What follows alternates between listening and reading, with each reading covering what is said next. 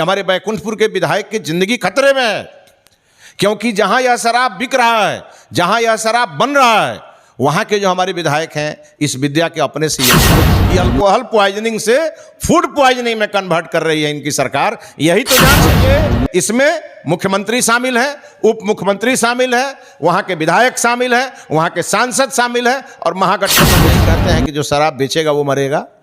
जाइए ना, आपके बगल का राज्य उत्तर प्रदेश है, वहां जो कानून को नहीं मानता है, जो मौत का सौदागर है, उसको वहां की प्रशासन जो है या तो मिट्टी में गाड़ देती है, और नहीं तो उस प्रशासन के डर से जेल में अपने बंदा को डराते हैं, पीजिएगा तो मरिएगा।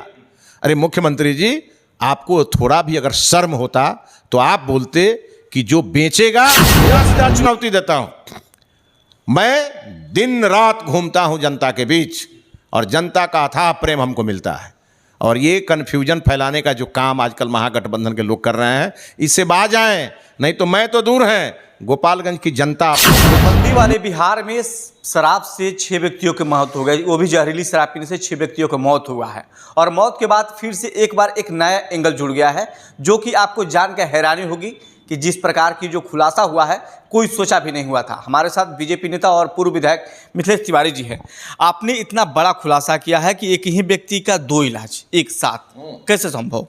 देखिए, एक तो जिस समय घटना हुई होगी उस समय जब परिजन अस्पताल आए होंगे तो उन्होंने जो बताया डॉक्टर को कि शराब पीने से इनकी तबीयत खराब हो गई, तो डॉक्टर ने स्वयं लिखा इस पे अल्कोहल पॉइजनिंग, और लिखने के बाद इलाज शुरू किया, और लास्ट में लिख दिया, सीधे लिखा कि so refer to higher centre for further management करके रेफर कर दिया। पेशेंट चला गया दूसरे अस्पताल में, तब तक ये मामला सामने आ गया, हल्ला हुआ कि भाई जहरीली शराब से लोग मर रहे हैं। तो फिर से डॉक्टर ने उसी नंबर से एक दूसरा पर्ची बनाया, वही डॉक्टर, और उस पर क्या किया, फूड पॉइजनिंग लिख दिया, फिर सेम चीज़ लिख दिया, same registration number, same date, सब चीज़ लिख करके, और उस पेशेंट के परिजन को जब वो जा रहा था गोरखपुर तो उसको रास्ते में से उसको व्हाट्सअप किया कि बाबू ये कागज़ तुम मत लगाना, ये कागज़ लगाना। अब वो तो चूंकि सब कमज़ोर लोग हैं तो दोनों पर्ची उनके पास थी। जब ये पूरा मामला सामने आया, आज उनके परिजनों ने मुझे ये दोनों पर्ची उपलब्ध कराई है, और उन्होंने कहा है कि शासन प्रशासन के लोग, वहाँ का चौकीदार और जितने भी प्रकार के पदाधिकारी हैं, वो सब लगे थे कि ये फूड पॉइजनिंग में कन्वर्ट हो जाए। जहरीली शराब नहीं बताया जाए, वो जहरीली शराब को रोकने के लिए कि जहरीली शराब का मामला सामने आए ही नहीं। लेकिन अब तो यह स्पष्ट है, स्वतः स्पष्ट है। ये दोनों कागज़ मेरे पास है, दोनों ओरिजिनल मेरे मोबाइल में है, परिजनों ने मुझे उपलब्ध कराया है। अब मैं बिहार के मुख्यमंत्री से पूछना चाहता हूं, मुख्यमंत्री जी, ये आपका कैसा शराबबंदी है, जहां आपका जहरीली शराब पी करके जब लोग मर रहे हैं, गरीब मर रहे हैं, महादलित मर रहे हैं, अति पिछड़े मर रहे हैं, तो जब अस्पताल में डॉक्टर इलाज करता है तो पहला पर्ची तो ठीक बनाता है, लेकिन जैसे ही आपके प्रशासनिक अधिकारी धावा बोलते हैं और इसको मैनेज करने के लिए अपना वो ताकत लगाते हैं, तो वही डॉक्टर डर करके दूसरा पर्ची फूड पॉइजनिंग का बना रहा है। ये अल्कोहल पॉइजनिंग से फूड पॉइजनिंग का खेल जो आप खेल रहे हैं बिहार में, यह जो खेल है, यह खेल आपको बड़ा महंगा पड़ने वाला है, क्योंकि यह खेल बिहार की जनता की जिंदगी से आप खेल रहे हैं। आपने शराबबंदी के नाम पे एक ऐसा कानून बना दिया कि उसमें जो शराब माफिया है वो मालामाल हो रहा है, शराब माफिया मालामाल हो रहा है, और बिहार की जनता तबाह हो रही है, उसका जान जा रहा है। हम लोग पहले उड़ता पंजाब देखे थे, आज मरता बिहार देख रहे हैं, और ये आपके शराबबंदी के कारण मर रहा है बिहार।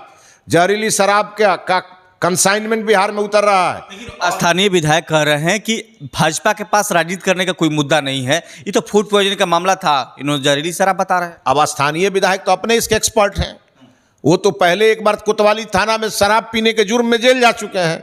स्थानीय विधायक चले जाइए कोतवाली थाना में, आपको मिल जाएगा। और उन्होंने जो हलफनामा दाखिल किया है ना चुनाव लड़ते समय, जो नॉमिनेशन पेपर, उसमें जो उन्होंने अपने 4 गुनाह कबूल किए हैं, उसमें एक गुनाह उन्होंने इसके लिए भी कबूल किया है कि हाँ मैं जेल गया था। तो अब उस स्थानीय विधायक को लेकर के तो हमको चिंता हो रही है। आपको क्यों चिंता? वो चिंता इसलिए हो रही है कि आदत तो उनकी खराब है, एक इसलिए कि ये तो रिकॉर्ड बताता है, मैंने नहीं देखा है लेकिन पुलिस का रिकॉर्ड बताता है। अगर ये जहरीली शराब वाले माफिया किसी दिन उन्हीं को अगर परोस दिए और किसी दिन वही ले लिए, तो आज के दिन में तो हमारे विधायक वही हैं, हम लोग तो यतीम हो जाएंगे। इस नाते हम उनको भी कहना चाहेंगे, आपके ऊपर इस विधानसभा की जिम्मेवारी है, और ये जो शराब माफिया है सब आपके कार्यकर्ता हैं।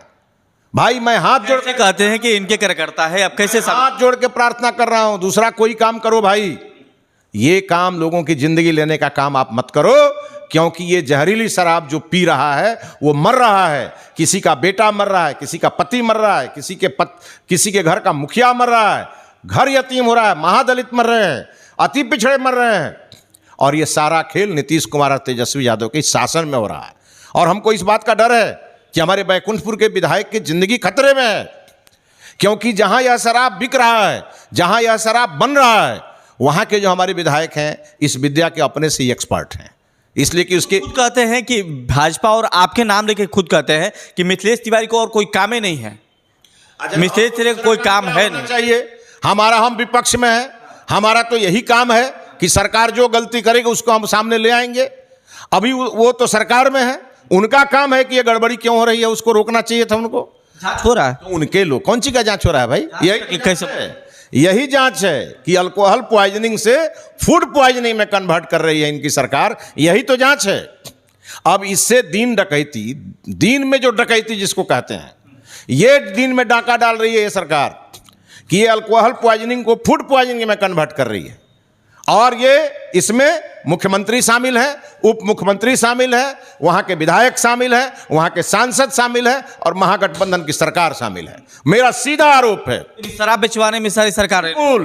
आखिर बिहार का शराबबंदी, कैसा शराबबंदी है कि घर घर में होम डिलीवरी हो रहा है?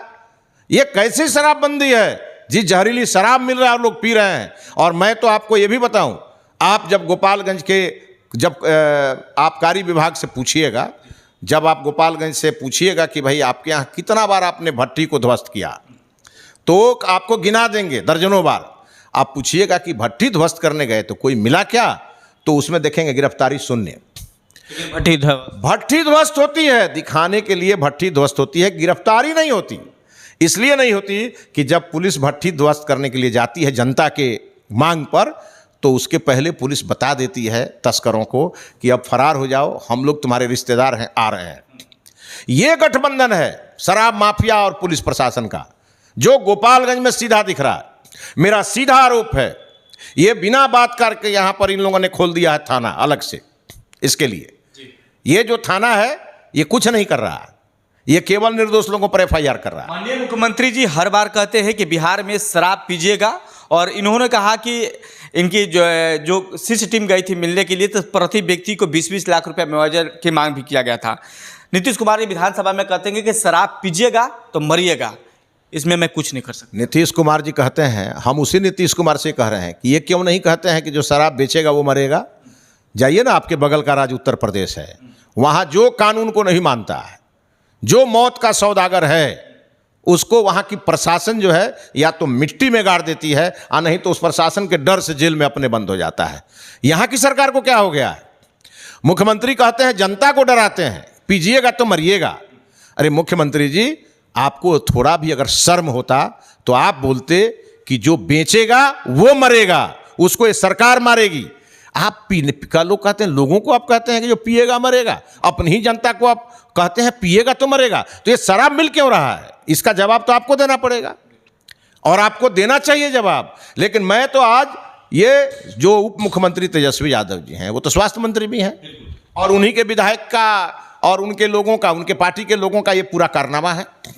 हम लोग गए थे, हम लोगों के लौटने के बाद एक छोटा सा वीडियो बना करके और हंगामा करा रहा है कि लोगों ने विरोध किया। हम लोग 2.5 घंटे थे, कोई हम लोगों के सामने विरोध नहीं किया। जनता ने खदेड़ दिया आप लोगों को। इतना तो हिम्मत नहीं है किसी को।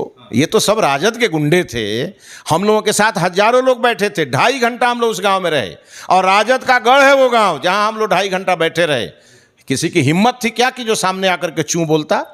लेकिन जब हम लोग गाड़ी में बैठ के जाने लगे तो हमारे पूर्व सांसद जनक राम के बारे में कि आप आए हैं तो आप मुआवजा दीजिए। अरे भाई, सरकार तुम्हारी है, प्रशासन तुम्हारा है, तुम तो मुआवजा देने के डर से इसको अल्कोहल पॉइजनिंग को फूड पॉइजनिंग कर रहे हो। शराब माफिया पर कार्रवाई करने के डर से, चूंकि शराब माफिया तुम्हारा ही है, उस पर कार्रवाई करने के डर से तुम उसको फूड पॉइजनिंग में कन्वर्ट कर रहे हो। तुमको हम पर बोलने का अधिकार है।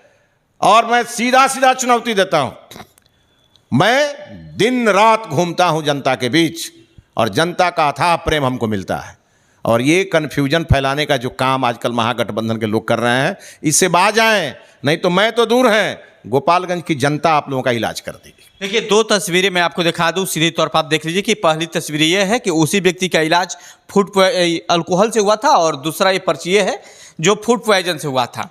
और उसके बाद से बिहार में एक नया राजनीति और मांग उठने लगा कि बिहार में कैसे बिहार जहां पर शराबबंदी लागू है उसके बावजूद भी जहरीली शराब पीने से 6 लोगों की मौत हुई है। अब उच्च स्तरीय जांच की मांग है कि देखना है ये जांच होता है या फिर उसी तरह की बातें रहती है।